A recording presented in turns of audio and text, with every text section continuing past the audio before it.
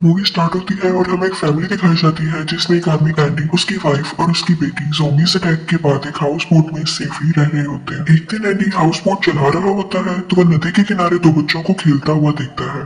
Andy उन दोनों को देखकर खुश होता है और वेव करता है, लेकिन उन बच्चों के बाप को यानी फादर को वो चीज अच्छी नहीं लगती और वो अपनी गन निकालकर एंडी को दिखाता है, जिसको देखने के बाद एंडी अंदर चला जाता है। रात को एंडी और उसकी वाइफ आपस में बातें कर रहे होते हैं। अब उनके पास बोट में सिर्फ 3 वक्त का खाना रह गया था, जिसकी वजह से उसकी वाइफ उसे कहती है कि हमें बोट छोड़कर एक टाउन में जाना चाहिए ताकि वो लोग खाना ला सके। वो टाउन उधर से 30 से 40 किलोमीटर दूर था, लेकिन एंडी कोई भी रिस्क नहीं लेना चाहता था, इसीलिए वो अपनी वाइफ को मना कर देता है क्योंकि जाहिर है ऐसी सिचुएशन में ग्राउंड पर जाना सेफ नहीं था और वो सेफली अपनी बोट में ही रहना चाहता था। नेक्स्ट डे जब एंडी जागता है तो उसे एक टूटी हुई बोट दिखाई देती है। वो उस बोट पर जरूरी सामान और खाना ढूंढने चला जाता है। जब वो खाना ढूंढ रहा होता है तो उसे बोट के अंदर से कुछ आवाजें सुनाई देती है। एंडी कुछ सामान उठाकर जल्दी से अपनी बोट में वापस आ जाता है, लेकिन एंडी को उस बोट में से 3 महीने का खाना मिल चुका था। वो दोनों इस बात से बहुत ज्यादा खुश थे और उसकी वाइफ एंडी से कहती है कि आप थोड़ी देर रेस्ट कर लें, और फिर वो उस बोट से कुछ और सामान लेने के लिए चली जाती है। वहां पर एक ज़ॉम्बी अनलकीली उस पर अटैक कर देता है। जब एंडी सोकर उठता है और अपनी बेटी को प्यार कर रहा होता है तो उसके बाद उसे बोट के फ्लोर पर खून के निशान नजर आते हैं। उसे पता चलता है कि उसकी वाइफ को ज़ॉम्बी ने काट लिया है। इसका ये मतलब था कि 48 आवर्स के बाद उसकी वाइफ ज़ॉम्बी में बदल जाएगी, लेकिन एंडी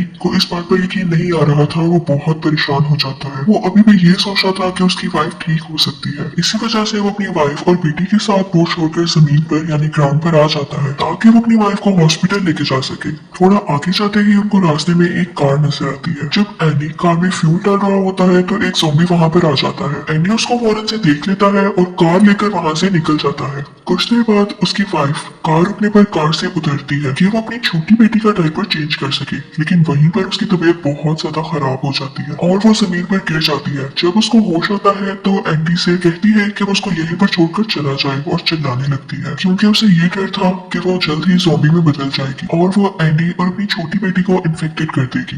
लेकिन एंडी को अपनी वाइफ से बहुत प्यार था। वो उसे कार में बिठा देता है और डोर हैंडल तोड़ देता है ताकि वो बाहर ना जा सके। वो कुछ ही दूर जाते हैं कि उनकी कार के सामने एक ज़ॉम्बी आ जाता है। एंडी डर जाता है और डिस्ट्रैक्ट होकर कार को एक दरख्त के साथ हिट कर देता है। जब एंडी को होश आता है तो वो देखता है कि उसकी वाइफ ऑलरेडी ज़ॉम्बी बन चुकी है। एंडी अपनी छोटी बेटी को लेकर कार से बाहर जाने ही लगता है कि उसकी वाइफ उसे भी काट लेती है, जिसकी वजह से एंडी भी इन्फेक्टेड हो जाता है। लेकिन कुछ एफर्ट के बाद वो अपनी छोटी बेटी को कार से बाहर निकाल लेता है और रोने लग जाता है। लेकिन उसे अपनी छोटी बेटी के लिए हिम्मत करनी थी और वो खुद को हौसला देता है और अपनी वाइफ की स्टॉपवॉच उतार के खुद पहन लेता है ताकि वो 48 आवर का टाइमर लगा सके। और यहाँ से उसका ज़ॉम्बी बनने का काउंटडाउन शुरू हो जाता है। अब वो अपनी छोटी बेटी को लेकर पैदल चलना शुरू हो जाता है। अभी वो कुछ ही दूर चला होता है कि उसको वही ज़ॉम्बी दिखता है जिसकी वजह से उसकी कार ट्रक के साथ हिट हुई थी। एंडी उस ज़ॉम्बी से अपनी बेटी को और खुद को बचाने की कोशिश कर रहा होता है कि तभी वहाँ पर एक लड़की आ जाती है। उसका नाम टोमी होता है। वो कहती है कि मेरे डैड को कुछ मत करो और उससे दूर रहो। वो एक छोटे से पत्थर से अपने हाथ पर कट लगा लेती है जिससे खून आने लगता है और उसके डैड उसकी खून के स्मेल को फॉलो करते हुए उसके पीछे पीछे चले जाते हैं। उसके बाद एंडी उसी टाउन में चला जाता है जिसके बारे में उसकी वाइफ ने उसे बताया था। एंडी वहाँ के टाउन के स्कूल के अंदर एंटर हो जाता है। वहाँ वो एक टीचर से मिलता है। वो टीचर बहुत अच्छी होती है और एंडी के जख्म पर बैंडेज करती है। वो उससे कहती है कि तुम यहाँ पर नाइट स्टे कर सकते हो यानी रात रह सकते हो।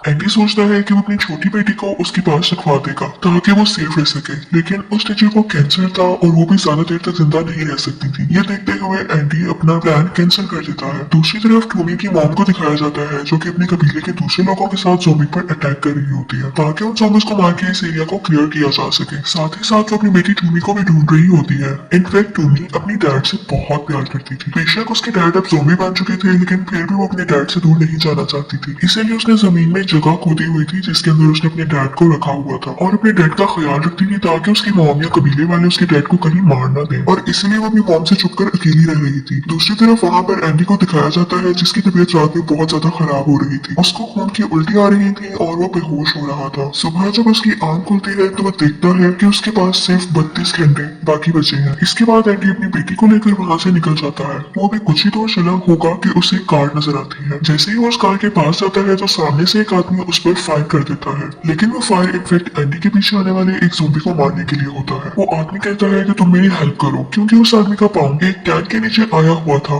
वो एंडी को कार कीज देता है और कहता है कि इसकी हेल्प से तुम ये टैंक हटा दो, और एंडी वो टैंक खींचकर हटा देता है। वो आदमी एंडी को अपने शेल्टर होम में ले आता है, जहाँ वो अपनी बीवी के साथ रह रहा था। थोड़ी देर बाद वो आदमी एंडी को अपने साथ चलने के लिए कहता है, ताकि वो एंडी को दिखा सके कि वो क्या काम करता है, ताकि वो खुद को ज़ॉम्बी से सेफ रख सके। वो दिखाता है कि वो इंसानों को एक केज में बंद करके ज़ॉम्बीज के लिए एक चारे की तरह यूज करता है, कि वो ज़ॉम्बीज को अट्रैक्ट कर सके और उन्हें शूट कर सके। ज़ॉम्बीज को मारने के बाद उनकी कीमती चीजें कलेक्ट कर लेता है, कि कल को अगर सिचुएशन बेहतर होती है तो वो इनको यूज कर सके। एंडी देखता है कि उस केज में टूमी भी होती है और दूसरी तरफ एक ओल्ड मैन भी होता है। एंडी को यह सब ठीक नहीं लग रहा था, लेकिन उसके पास कोई दूसरी चॉइस भी तो नहीं थी कि जहाँ उसकी बेटी सेफ रह सके। जब एंडी वापस शेल्टर होम में आता है तो वो देखता है कि उसकी बेटी उस आदमी की वाइफ के साथ ठीक से रह रही है, तो वह देखकर सेटिस्फाई हो जाता है और खुद को शूट करने लगता है, ताकि वो सब उससे सेफ रह सके, क्योंकि अब उसके पास ज्यादा टाइम नहीं बचा था। तभी वहाँ पर उस आदमी की वाइफ आ जाती है और उससे कहती है कि ऐसा मत करो। वो उसे बताती है कि तुम्हारी बेटी उस आदमी के पास जिसका ये शेल्टर होम है बिल्कुल भी सेफ नहीं रहेगी, वो बिल्कुल भी अच्छा आदमी नहीं है। वो बताती है कि वो तो मेरा हस्बैंड भी नहीं है, बल्कि उसने तो मेरे हस्बैंड को ज़ॉम्बीज के हाथों मरने के लिए छोड़ दिया था, और उसने तभी से इसको किडनैप करके यानी कैद करके रखा हुआ है। तभी वो आदमी उसको ढूंढते हुए वहाँ पर आ जाता है और उन दोनों की बातें सुन लेता है, और वो फिर एंडी के सर पर राइफल मारकर उसे बेहोश कर देता है और टूमी के साथ ही उसको एक ही केज में बंद कर देता है। तो वो टूमी से कहता है कि तुम मेरी मदद करो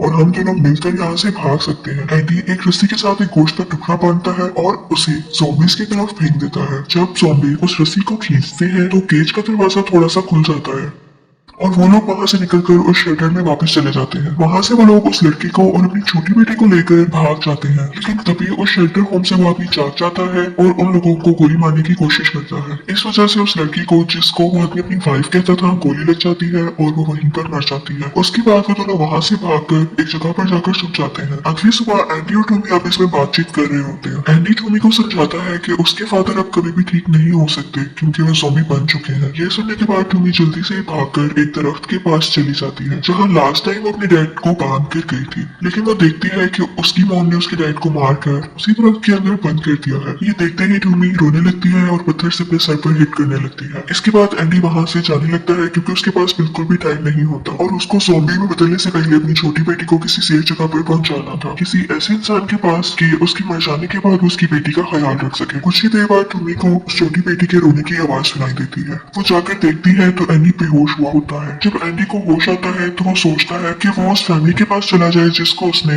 उस दिन नदी किनारे देखा था। टॉमी उसको नदी के किनारे तक गाइड करने के लिए तैयार हो जाती है। जब एंडी वहां पर पहुंचता है तो उसे पता चलता है कि उस फैमिली के हस्बैंड को ज़ॉम्बी ने काट लिया है। वो आदमी फिर से एंडी को वही गन दिखाता है और उसे बताता है कि इस गन में 6 बुलेट्स यानी गोलियां रह गई हैं, जिसमें से 3 गोलियां वो अपनी फैमिली पर और 1 गोली खुद पर चला लेगा। वो एंडी से कहता है कि अगर तुम चाहो तो बाकी की 2 गोलियों से खुद को और अपनी बेटी को मार लो। एंडी बहुत हैरान होता है और उसको ऐसा करने से मना करता है, लेकिन वो आदमी नहीं मानता और खुद को फाइट करने के बाद अपनी फैमिली को भी मार देता है। इस तरह से वो सब मर जाते हैं। एंडी बहुत अपसेट हो जाता है और गन उठाकर खुद को मारने के बारे में सोचता है, लेकिन तभी वहां पर टॉमी आ जाती है और वो एंडी को बताती है कि मैं अब घर जाना चाहती हूँ, अगर तुम चाहो तो अपनी छोटी बेटी को हमारे कबीले वालों के पास छोड़ सकते हो। वो कहती है कि ये वहाँ पर सेफ रहेगी। एंडी ये सब सुनते ही एग्री हो जाता है, क्योंकि उसे अपनी बेटी को किसी सेफ जगह पर पहुंचाना ही था। एक पहाड़ से धुआं निकलता हुआ नजर आ रहा होता है। वो दोनों वहाँ पर जाने लगते हैं। वो धुआं इसलिए आ रहा था क्योंकि उसके कबीले के लोग ज़ॉम्बीज को मारकर वहाँ पर चला रहे थे। रास्ते में एक टनल आती है जहाँ पर उनको वही आदमी नजर आता है जिसका शेल्टर होम था। टॉमी एंडी की छोटी बेटी को लेकर वहाँ पर खड़ी हुई गाड़ी के अंदर चली जाती है। वो आदमी एंडी को ढूंढ लेता है और उन दोनों में फाइट हो जाती है, जिसकी वजह से एंडी से वो गन गिर जाती है और वो आदमी गन उठा लेता है। इसके बाद वो जबरदस्ती टॉमी को कार से बाहर निकाल लेता है।